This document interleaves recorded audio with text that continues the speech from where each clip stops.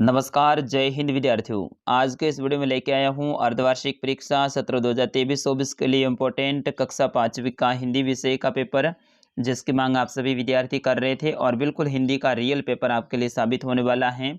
इसमें से ज़्यादातर प्रश्न सीधे ही आपके एग्जाम में पूछे जाएंगे और पूरा पेपर में लेकर आया हूँ। तो बिल्कुल आप सभी विद्यार्थियों से निवेदन रहेगा, वीडियो को अंत तक देखिएगा, वीडियो को लाइक और चैनल को सब्सक्राइब जरूर कर दीजिएगा। चलिए विद्यार्थी, वीडियो की शुरुआत करें उससे पहले आपसे निवेदन रहेगा इस वीडियो को आगे आपके मित्रों तक शेयर भी करें।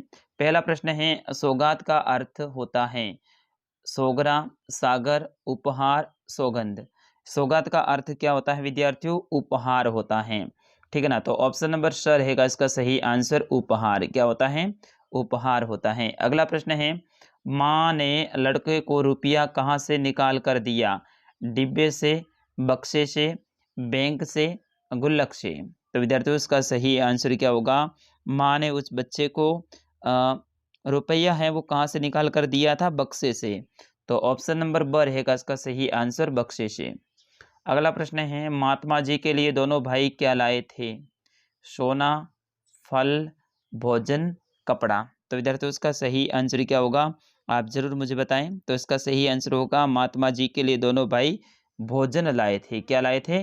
भोजन लाए थे। तो ऑप्शन नंबर स रहेगा इसका सही आंसर, भोजन। अगला है, लोकतंत्र की झांकी लेकर आती हैं होली, 26 जनवरी, दीपावली, ईद। तो लोकतंत्र की झांकी लेकर क्या आती है विद्यार्थियों? आप जरूर मुझे कमेंट करके इसका आंसर बताएं। इसका सही आंसर होगा 26 जनवरी, यानी जो गणतंत्र दिवस है वो। अगला प्रश्न है, प्रश्न संख्या 5, देवता और दानव किसके पास गए? विष्णु के पास, शंकर के पास, प्रजापति के पास, राजा के पास। तो देवता और दानव है वो दोनों ही किसके पास में गए थे? तो ये गए थे प्रजापति के पास में। ठीक है ना। तो ऑप्शन नंबर स रहेगा इसका सही आंसर, प्रजापति के पास में। अगला प्रश्न है, प्रश्न संख्या 6, अरिक्त स्थान की पूर्ति कीजिए। इनको देख के ही आपको भरना है। ठीक है ना। तो इनके यहाँ पे देखिए, इनको देख के ही भरना है। जैसे कि पहली खाली जगह से शुरुआत हो रही है, हमारे पास तक नहीं फटकता, तो इसमें हो जाएगा आलस्य। आलस्य हमारे पास तक नहीं फटकता। दूसरा रिक्त स्थान देखिए, इससे त्वचा के खाली जगह बंद हो जाते हैं, तो इससे त्वचा के छिद्र बंद हो जाते हैं। तो यहाँ पे छिद्र हैं, ये भरना है इसमें दूसरे में। तीसरा रिक्त स्थान है, धूप से हमें डी मिलती हैं, तो धूप से हमें विटामिन डी मिलती हैं, तो यहाँ पे विटामिन लिखना। ठीक है ना, विटामिन डी मिलती हैं। और चौथा है कि पसीना तो बदबू मारता है, तो इसमें पसीना आ जाएगा। ठीक है ना। तो इस तरह से आपको खाली जगह भरनी है। फिर उसके बाद में 7वां प्रश्न है, सही शब्दों के साथ मेल कीजिए, यानी इनका मिलान करना है। रात्रि, राजा, पुरुष, अचल, और रानी, दिवस, चल, स्त्री। तो इनको मिलान करना है। जैसे कि रात्रि, रात्रि का विलोम हो जाएगा दिवस। ठीक है ना। तो दिवस से हो जाएगा।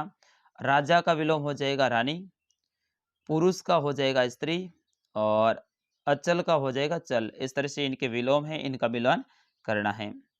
अगला है, सही व गलत का निशान लगाइए। पहला देखिए, कबड्डी में पकड़ने वाले को कैचर कहते हैं। क्या सही है? बिल्कुल सही है। तो कबड्डी में पकड़ने वाले को कैचर कहते हैं। दूसरा है, कबड्डी देने वाले को रेडर कहा जाता है। ये भी सही है, क्योंकि कबड्डी देने वाला है उसे ही तो रेडर कहते हैं। अगला है, खेलते समय एक दल में 8 खिलाड़ी होते हैं। तो कबड्डी को खेलते समय एक दल में कितने खिलाड़ी होते हैं? 8 नहीं होते हैं, तो इसलिए ये गलत हो जाएगा। ठीक है ना। फिर उसके बाद में, भारत कबड्डी में एशियन चैंपियन है। क्या सही है? बिल्कुल सही है, भारत कबड्डी में एशियन चैंपियन है। अगला है, भोजन बनाकर मंगवाने के पीछे महात्मा जी का क्या उद्देश्य था? तो भोजन बनाकर मंगवाने के पीछे महात्मा जी का क्या उद्देश्य था? तो विद्यार्थियों इसका सही आंसर होगा कि दोनों भाइयों का गुस्सा कुछ कम हो जाए, इसीलिए महात्मा जी ने कहा कि आप भोजन बनाकर लाओ, ताकि दोनों भाई हैं इनका गुस्सा कम हो जाए, उनका दिमाग ठंडा हो जाए।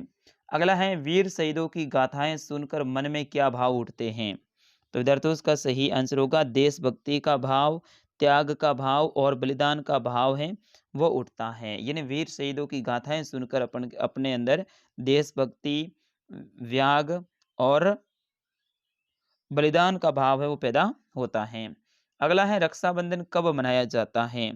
तो विद्यार्थियों इसका सही आंसर होगा श्रावण मास की पूर्णिमा को रक्षाबंधन का त्योहार मनाया जाता है। इस दिन बहिनें अपने भाई को राखी बांधती हैं। अगला है पड़ोसी राजा ने 2 घोड़ियां क्यों भेजी? तो विद्यार्थियों इसका सही आंसर होगा पड़ोसी राजा व मंत्रियों की चतुराई जानने के लिए उसने 2 घोड़ियां भेजी। अगला है दादाजी ने चुनाव के बारे में क्या बताया? और फिर उसके बाद में अगला है कि संज्ञा किसे कहते हैं? तो किसी वस्तु, व्यक्ति, स्थान या भाव आदि के नाम को संज्ञा कहते हैं। किसी व्यक्ति, स्थान, भाव, वस्तु और इनकी जो संज्ञा होती है उन्हें संज्ञा कहते हैं। अगला प्रश्न है बालकों की क्या जिम्मेदारी है? तो विद्यार्थियों ये भी प्रश्न इंपॉर्टेंट है। बालकों की क्या जिम्मेदारी है? तो भारत माँ की सावधानी के साथ में रखवाली करना बालकों की सावधानी है। अगला है कि बालक ने अंतिम दिन चवन्नी कुएं में क्यों फेंकी? तो इसका सही आंसर होगा कि बालक ने अंतिम जो चवन्नी है वो कुएं में क्यों फेंकी? क्योंकि वह उनकी मेहनत की कमाई थी। अगला है प्रश्न संख्या 17 की सड़क पार करते समय हमें क्या करना चाहिए?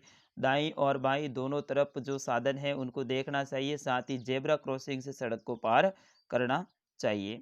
अगला है कि हमारे देश को त्योहारों का देश क्यों कहा जाता है?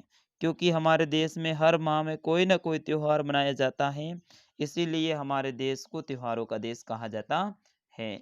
और अंतिम प्रश्न है कि अपने प्रधानाध्यापक महोदय को अवकाश के लिए प्रार्थना पत्र लिखिए। यहाँ पे देखिए अपने प्रधानाध्यापक महोदय को आवश्यक कार्यवश अवकाश हेतु प्रार्थना पत्र लिखिए। यानी 2 दिन की छुट्टी के लिए या 3 दिन की छुट्टी के लिए आपको प्रार्थना पत्र लिखना है अपने हिसाब से।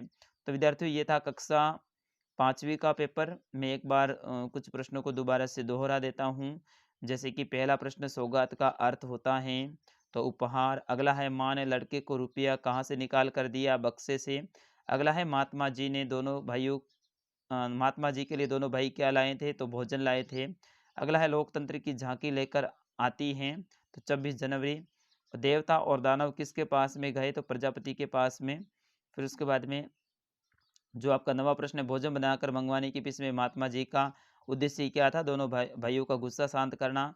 वीर शहीदों की गाथाएं सुनकर मन में क्या भाव उठते हैं? तो देशभक्ति, त्याग और बलिदान का भाव उठता है। इस तरह से इनके जो उत्तर हैं वो आपको लिखने हैं। तो विद्यार्थियों इस वीडियो में बस इतना ही। मिलते हैं अगले वीडियो में। तब तक के लिए आपके अपने सर उदय सर को दीजिएगा आज्ञा। और अगला कौन से विषय का पेपर सही है आप जरूर मुझे कमेंट करके बताइएगा। फिलहाल के लिए इस वीडियो में इतना ही। नमस्कार, जय हिंद, वंदे मातरम।